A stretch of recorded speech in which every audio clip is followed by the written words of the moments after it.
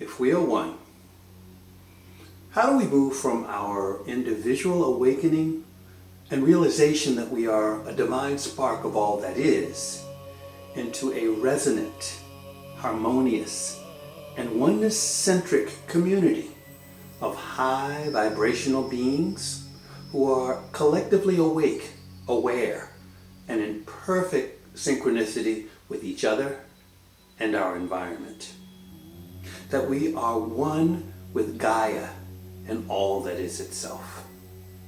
In our last episode, we spoke about collective spiritual resonance and how we can, as awakened souls, come together to create community and spiritual solidarity within this resonance during this most significant time of planetary transition and change.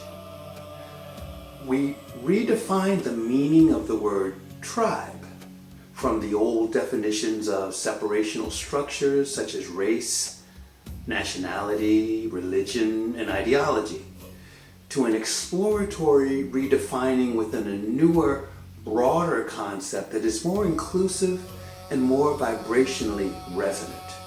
We explored what it means to move from cultural and identity-based tribal identity into what is called a consciousness tribe, or a tribe of spiritual resonance. And we also introduced another layer underneath all of this, our shared reincarnational history. That sense that many of us have come back together now for a kind of collective mass do-over.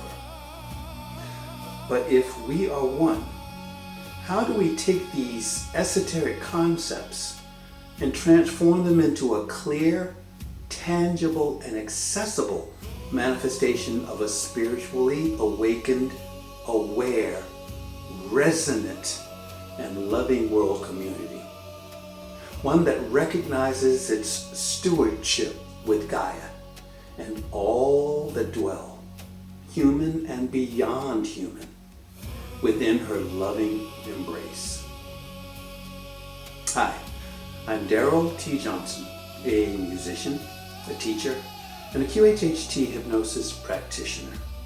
I'd like to welcome all of you to episode 25 and part 2 of this 2-part series on If We Are One. I am you from a different point of view. Oh, I am you, you are me, we are one, you see. I am you from a different point of view. Oh,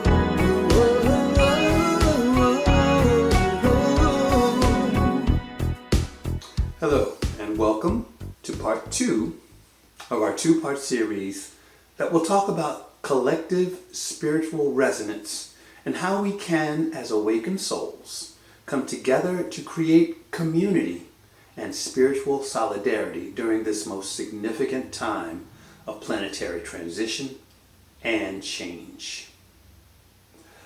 In our last episode, we talked about spiritual sovereignty, about moving beyond old tribal identities into tribes of spiritual resonance, and about the deeper possibility that many of us have incarnated together now for a kind of collective mass do-over. We explored the idea that you and your soul cohort, your soul group, have been here before together, that you've known the weight of power misused, the pain of separation, the trauma of group patterns like war, persecution, and domination. And that you chose to return in this time to make different choices, to birth in a more loving, more vibrationally aligned world. Today, I want to bring that very cosmic, very big picture right down into your everyday life. Because it's one thing to feel, yes, I'm here on a mission. And another thing to look around your town, your job, your family, and think, okay, but where are my people? So this episode is about how. How do you find or create your consciousness tribe? How do you draw to yourself those who resonate with oneness, stewardship, and shared mission? And how do you let them find you? Let's start with the first pathway, embodiment. Before you go out searching for your tribe, you start with who you're being. Your consciousness is your broadcast. Every thought you feed, every word you speak, every way you treat yourself, other humans, and the earth. That's your signal. It tells the universe, this is the level of resonance I'm committed to. This is the kind of relationship I'm available for. Remember, the energy that you put out is what you get back. This is spiritual law. To put it another way, you've got to walk your talk. You've got to be your truth. Your field reflects out, and those who are awakening can feel that, whether it is sincere or deceptive. If you say, I want a consciousness tribe, but you still regularly speak with contempt about people who think differently, or you treat nature as scenery instead of as a living presence, your signal is mixed. The universe hears your words, but feels your field, and the field always wins. So you might pause and ask, very honestly, what am I broadcasting? Am I broadcasting fear, judgment, superiority, cynicism? Or am I broadcasting curiosity, humility, reverence, and a willingness to see the divine in everyone, even when I need to set a firm boundary? This doesn't mean you become passive. It doesn't mean you gloss over harm or pretend everything is fine. It means you learn to stand for truth without forgetting that every being, even the most asleep, is still an expression of the same source. As you clean up your signal, something subtle shifts. You feel more congruent inside. Your yes and your no come from a deeper place. You stop needing everyone to understand or approve of you. And in that clarity, you become easier to find because your field is not full of noise. The second pathway is visibility. We cannot find each other if we're hiding. Many of you listening have learned to hide your true depth. I understand where this comes from. You've learned that it's too much to talk about your mystical experiences, your love for the earth, your sense of having been here before. So you carry a public version of yourself and a private, sacred version that almost no one sees. I want to gently invite you to lower that wall, thoughtfully, but deliberately. This might look like being more honest in your everyday conversations about what you're really interested in and what you truly value. Letting your language reflect your actual worldview instead of constantly translating yourself into something more acceptable. Sharing a piece of your spiritual experience in your art, your work, your online presence, instead of keeping it completely compartmentalized. Admitting out loud, I feel called to live differently, even if I can't explain all of it yet. Yes, this brings risk. I remember within my own transformative experience. Some people may not understand, but it also creates one crucial possibility: recognition. Think about the moments when you heard someone say something that made your whole being light up. That's how I see it. That's how I feel. That's what I've never been able to put into words. You can be that moment for someone else. You can be the one who speaks the language they thought they were alone in speaking. But that can only happen if you're willing to be visible. I know it's a risk, but it's one worth taking. The third pathway is intentional space. Once your signal is cleaner and you're letting more of your true self be seen, you can begin to create spaces where resonance can gather. These do not have to be big, fancy, or branded. Sometimes the most powerful tribes are born in very simple containers. You might start a small meditation circle in your living room or a local park where the explicit intention is remembering oneness and deepening stewardship of the earth. Host monthly soul conversations at a cafe or community center where people can talk openly about awakening, synchronicity, their relationship with nature, and any experiences of "I've been here before." Create an online group or chat with very clear guidelines. No dehumanizing language, no spiritual hierarchy, a culture of deep listening and mutual respect. Organize simple nature gatherings, silent walks in the forest, sitting by a river together, sharing offerings of gratitude to the land. In these spaces, you can say explicitly, all are welcomed here. You can bring your culture, your religion, your story. We honor those. But we are meeting first as souls. We are meeting first as sparks of the same source, here to remember our oneness and to live as seamless stewards of this planet. This is how you gently shift the axis from tribes of similarity to tribes of resonance. You're not asking people to abandon their identities. You're inviting them to rest those identities inside something larger.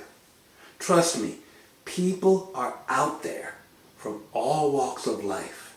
They're waiting for that resonance. The fourth pathway is relationship with the more than human world. If your tribe only includes humans, you're still unconsciously placing that human story at the center of everything else at the edges. A consciousness tribe knows that the plants, the animals, the elements, and Gaia herself are not props. They are members of the circle. They are elders, teachers, and allies.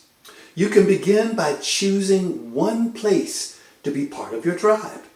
A particular tree, a patch of earth, a riverbank, a corner of your yard or balcony. I'm serious about this. Visit regularly. Sit or stand there in silence. Notice with all your senses.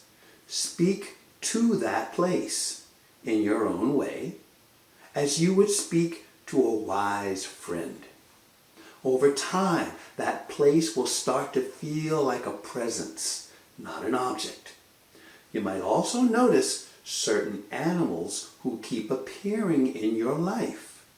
Birds, insects, mammals. Instead of dismissing their presence, treat it as meaningful. Ask inwardly, what are you showing me? What are you mirroring in me? Remember my story about the geese? They still show up on a regular basis. In your human gatherings, You can honor your more than human kin by beginning with an acknowledgement of the land you're on and the beings who share it with you. Invite people to share which elements or aspects of nature they feel most connected to. Designing practices that involve earth, water, air, and fire. Grounding, blessing water, breathing with the wind, lighting a candle or sitting with the sun. When you do this, tribe becomes something much deeper than a group chat or a meeting. It becomes a living web you can feel. The fifth pathway is collaboration with spirit and synchronicity. Synchronicity is one of the primary ways that all that is arranges meetings between its many faces. As you commit to embodying oneness and creating space, you can invite spirit to participate even more consciously in this process. You might say, Source, Higher Self, Spirit, guide me to the people, places, and beings that are part of my consciousness tribe. Help me recognize them when I meet them. Help me be courageous enough to say yes. Then you watch what starts to happen. You notice when you feel a strong inner nudge to attend a certain gathering, read a certain book, visit a new place, or reach out to someone. You notice repeated symbols, words, or themes. You notice when you feel that unmistakable inner recognition with a person. There's something here. So instead of brushing it off, you follow that thread. You say hello. You ask a deeper question. You send the message. You allow yourself to risk a little vulnerability. I feel a resonance with you. Would you like to connect? Often, your consciousness tribe is only one brave moment away. One I see you away. One me too away. As we move deeper into this moment on earth, this kind of tribe is not just a nice idea. It's medicine. We are living in a time where old systems are cracking. Structures built on separation and domination are revealing their limitations. In that pressure, it's very easy to fall back into fear-based tribes, into us against them consciousness, into defending old identities. A consciousness tribe offers another way. It says, I remember that we are one, and I choose to live from that remembrance as best I can. I will not deny my culture, my history, or my pain, but I will not worship them either. I will honor all that I am, while also honoring all that you are.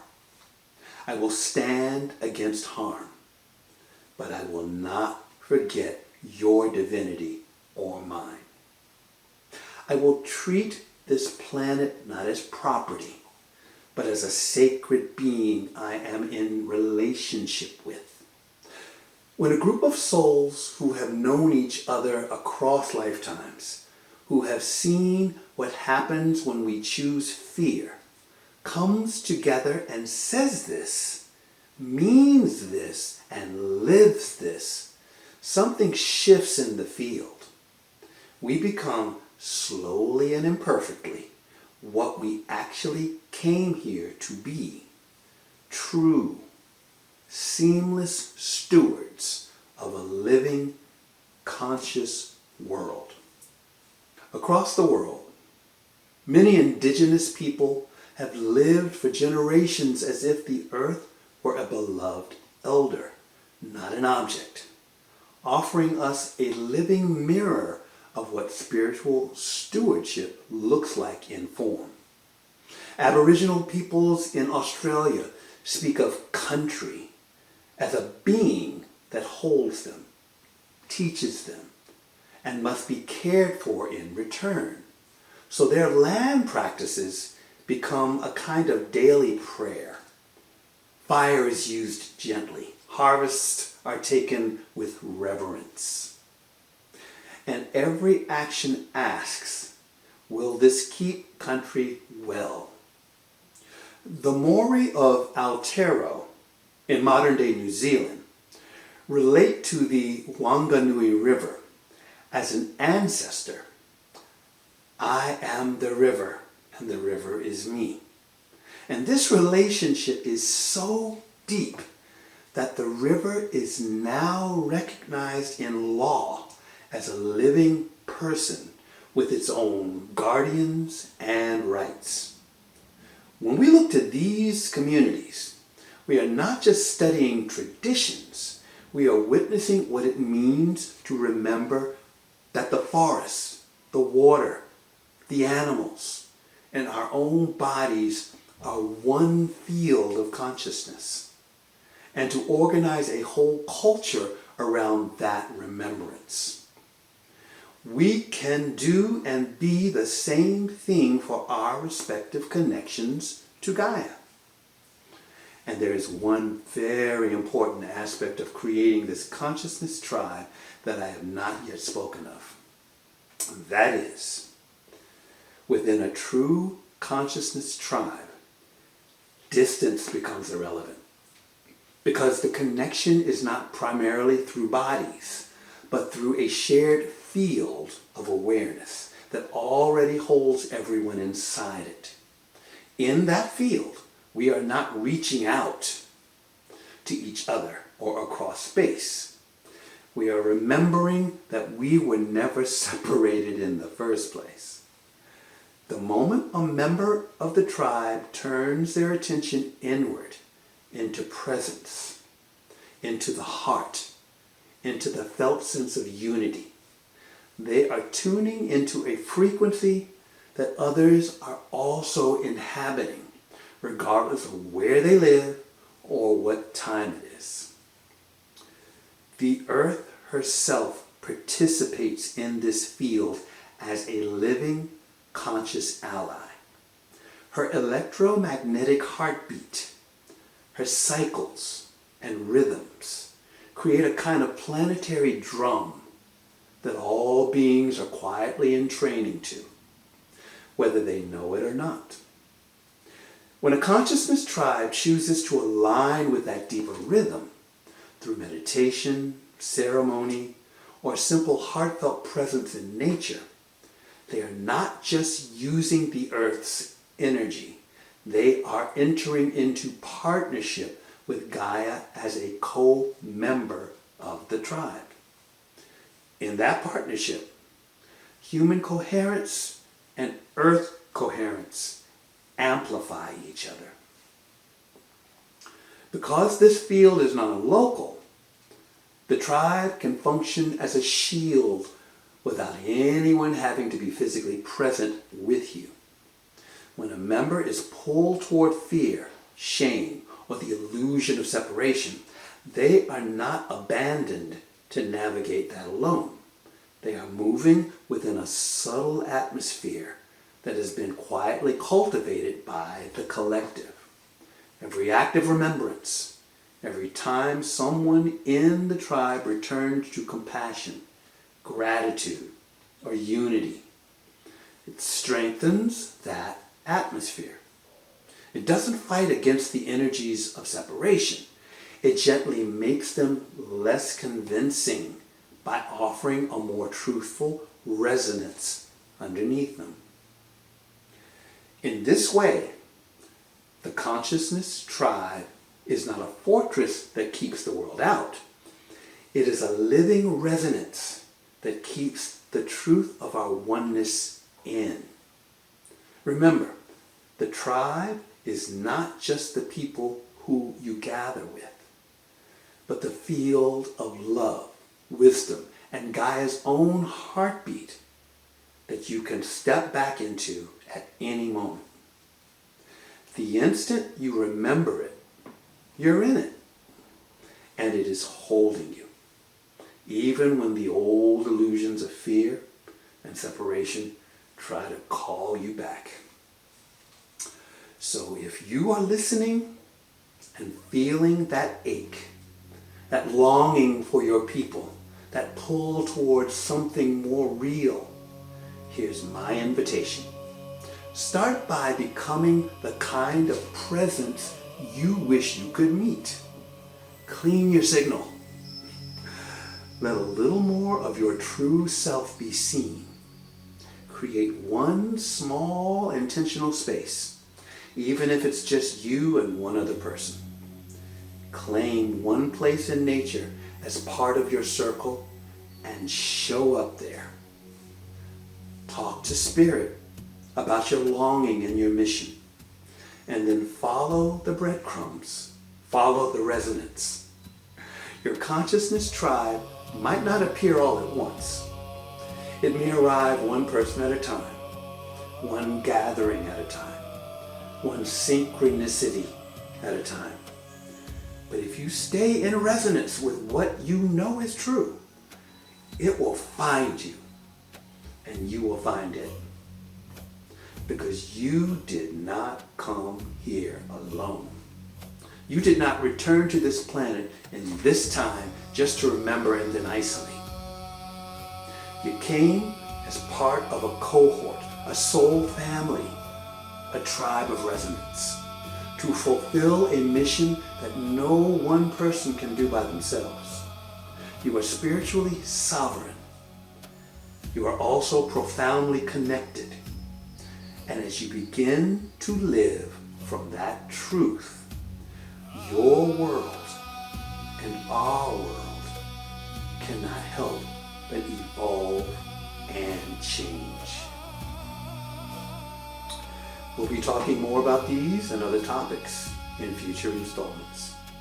And if there's anything that you would like for me to discuss, or any questions you may have about anything that I have shared, please feel free to mention it by leaving a question or a comment in the comments section. As always, if you have found any of this information at all helpful or enlightening, please like, subscribe, and share with others. I would especially appreciate it if you would share this episode and the one before with others that you feel might find meaning in this. It's another way of building your consciousness tribe. I truly appreciate those of you who are letting others know about this, and continue to be excited at the growing number of souls awakening worldwide to this ongoing remembrance to a oneness consciousness. So as always, I send you my love. And if we are one, let's all live in peace, love, and joy.